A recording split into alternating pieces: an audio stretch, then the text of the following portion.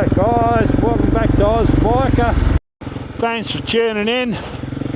This is the second ride on the KTM in the scrub.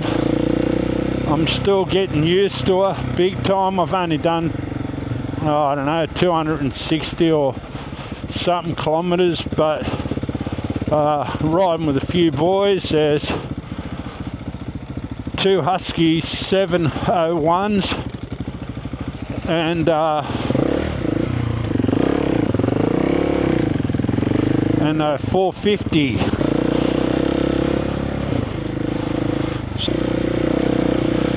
But I tell you, she's got some get up and go in it. I ended up giving it a squirt over one of those type of risers, and mate, I fucking nearly hit a tree, trust me. Come up in the back wheel, nearly flipped it, and it was all over the shop, I tell you. But I didn't have the camera on. Would have been good footage. One thing I have to do is adjust the gear lever. It's a bit low for me. I've sort of got to really dig my foot under it to change up. I don't know any of these tracks at all.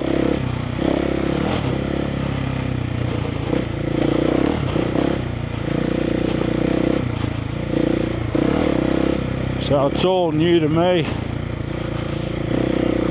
Good experience, but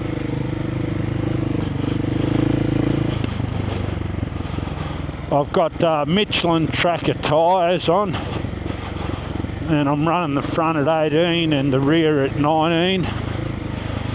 So the first time I rode it, I was running 24 on the front and 28 or something like that, silly on the back. But it feels a lot better now.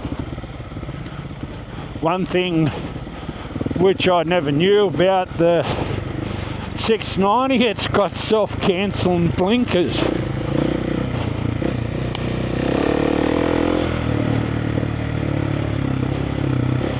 Which is a total bonus. That's on this new model. It's a good pace ride today. All the boys can ride, so we're moving along pretty quick. But I tell you, far out, this has got some get up and boogie, man.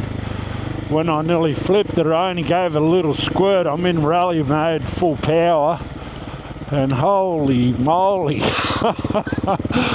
I was all over the shop.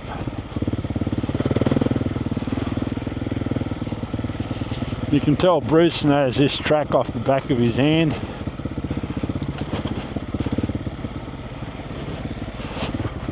Yeah, we end up taking the wrong road. Wrong track, so we're heading back. Good thing about exploring, well for me it is, Bruce and all that, they just fucked up and took the wrong track.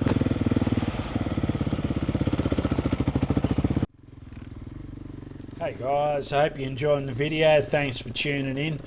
I'll give you a quick rundown on what I think of this 26 model, the new 26, compared to the 2019 that I had.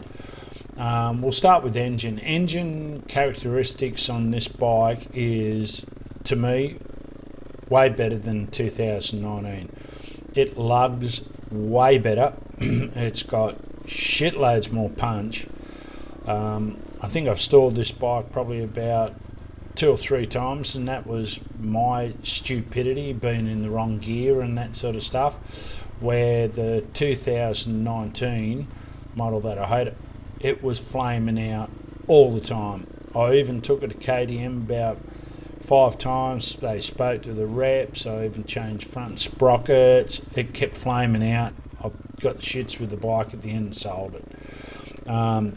The quick shifter on this model now seems to be way smoother. I had the full tech pack on both bikes, quick shifter and that, but this quick shifter feels really smooth. It's as good as some of my road bikes, to be honest with you.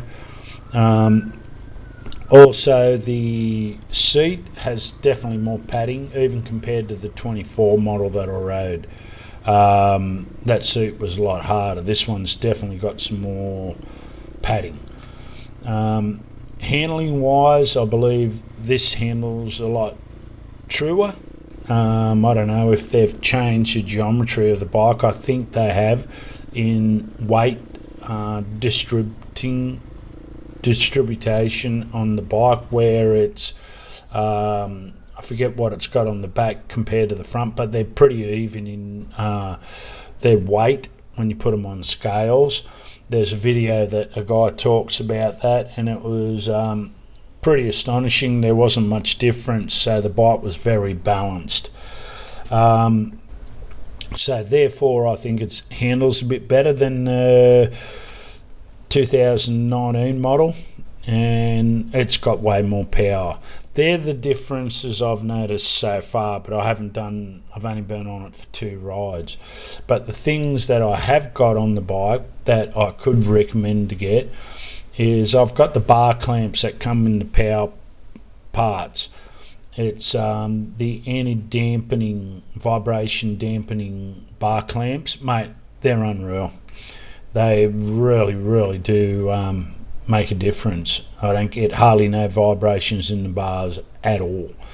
The fuel range is pretty well the same on both bikes, about the 2019 and this one, the 26, about 240 k's. I won't go past that because I haven't got any auxiliary tanks or anything like that, so I'm pretty safe at about that. Also, other things that I've done to it is made the brake pedal a little bit bigger, because that one that comes with the bike is totally fucking useless in my opinion. You can't even get your boot on it. Also put rally pegs on it. I've put the easy twist off fuel cap, saved me using keys. I've done the bash plate. I'll put all where I got everything in the description below, so you can have a look at it and go from there. I've got engine crash bars coming. They still haven't arrived. I've got heated grips coming. They still haven't arrived. I've put on buck busters. They're a must, I reckon, if you're riding in the bush, guys. Saves your brake clutch levers and brake levers.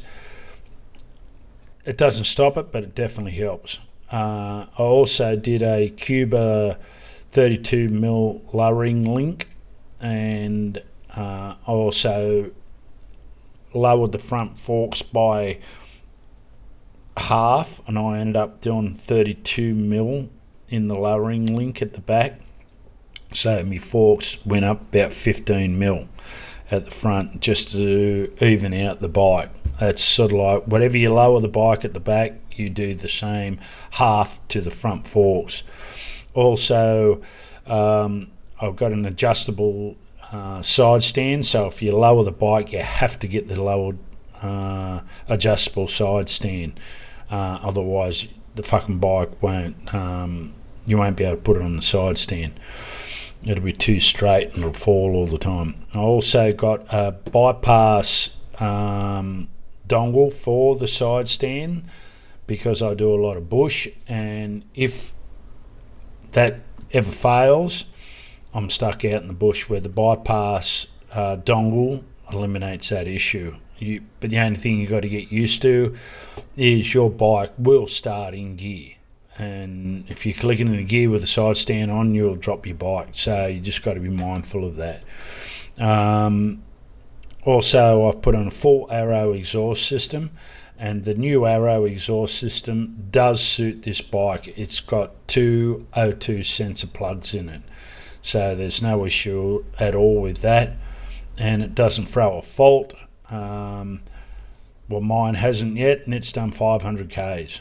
But what you do is you tune the bike, let the bike tune itself. And the way that you do that on this 26 model is you start the bike with zero input into the throttle, let it idle for 15 minutes 30 seconds exactly, and the bike recalibrates itself with the O2 sensors. I do that twice, and then I also start it again, and I'll just go up and down the rev range for about 15 minutes, so the bike gets used to the O2 sensors the way I'm thinking. The O2 sensors will get used to different revs. But I also got a full uni filter, the double one, the red one that goes over the top, and the two, whatever they call it, it's a two-way filter. And they're about, that's pretty well about the things that I've done. I've got, yeah, that's it. I'm pretty sure heavy duty tubes I ended up putting on the bike, extra heavy duty tubes. I found them unreal. I've had them on most of my dirt bikes with tubes, and touch wood, I've never had a puncture. And I run now the tyres at about 18 at the front and 19 at the rear. It could probably go lower. Bruce, who was riding in front today, he even goes lower. He goes to about 12 and 14, and where I'm not willing to do that. But yeah, that's my thoughts so far, guys. So I hope you enjoyed this video. If there's anything you want to know about any of the bikes, put them in the comments and I'll definitely get back to you. My viewers who love the Ducati and road bikes, sorry guys, I haven't posted a video. One I have ridden, but the damn camera was playing up. This is the first time the camera's really worked a few times now, and every time I was going to ride on the road, it bloody rained, didn't it? So there will be definitely videos coming up with that. So I hope you're liking these dirt bike videos. So if you haven't subscribed, guys, and you're new viewers, maybe consider doing that and giving the video a like. And as I always say, guys, ride safe, stay safe, and I'll see you on the next one. Bye for now. Take care.